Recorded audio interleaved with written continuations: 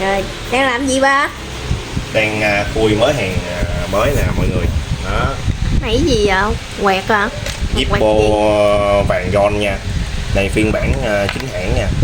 Có cắt laser nè, Zippo máy in USA luôn nè. Full box luôn. Bóng Đây. luôn nha cả nhà.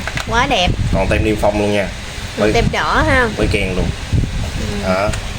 Quá trời. Mấy loại lận. Đây. Cái này cũng vậy luôn, vàng luôn. Vàng đồng ha. Có một Không, màu vàng giòn. Vàng giòn. Vàng giòn hả? Đây một phiên bản vàng giòn nữa mà. Này xịn Hộp nè. thuốc lá 3 số 5.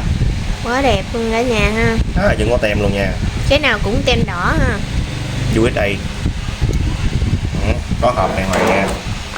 Quá đẹp. Đây tiếp theo hộp gói thuốc Z phiên bản silver bạc. Đó, cao cấp cũng có tem luôn. Cái nào cũng được cắt laser nha. Quá đẹp. Rồi đặc biệt là phiên bản giới hạn năm 1994 giới hạn nha. Cái này là mạ vàng 18K 18K thiệt luôn nha. Xịn Fancy sò. gold. Đó cũng có ấy luôn. Quá đẹp. Đây Cái này cũng khắc sâu luôn nha. Cái này là hàng phiên bản giới hạn nha. Hơi giới có mấy cái à. Năm 1994. Đẹp quá cả nhà. Này nhìn kỹ nè, sáng bóng luôn ha, như gương vậy đó, nên là nó hơi chói chói. Cái này là mạ vàng 18K luôn nha. Hàng cao cấp đặc biệt. đó, mắc nhất luôn. Còn ngoài ra có mấy mẫu rẻ nữa. Này mẫu rẻ nè, nhân bóng này rẻ tiền mấy chục nghìn, không khắc chữ nha, đâu rẻ. Ai muốn thích Zippo mà xài chơi thì lụm mấy em này. Đó. Này phiên bản Lý Tu Long cũng đẹp lắm nha cả nhà. Trung Quốc ok luôn.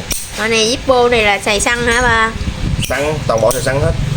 Có xài ga luôn. Đây hai cái nhãn hiệu Jack Daniel nè. Cái này là xài bơm ga nha mọi người. Cái này là hàng Fake. Có hai màu ha. Đó, có ga sẵn luôn nè đó. Cái này mình muốn xài ga. Cái này là xài chơi, nồi đồng có đá, sưu tầm cũng đẹp luôn.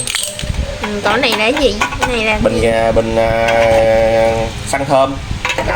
Xăng thơm để xài, chuyên xài Zippo.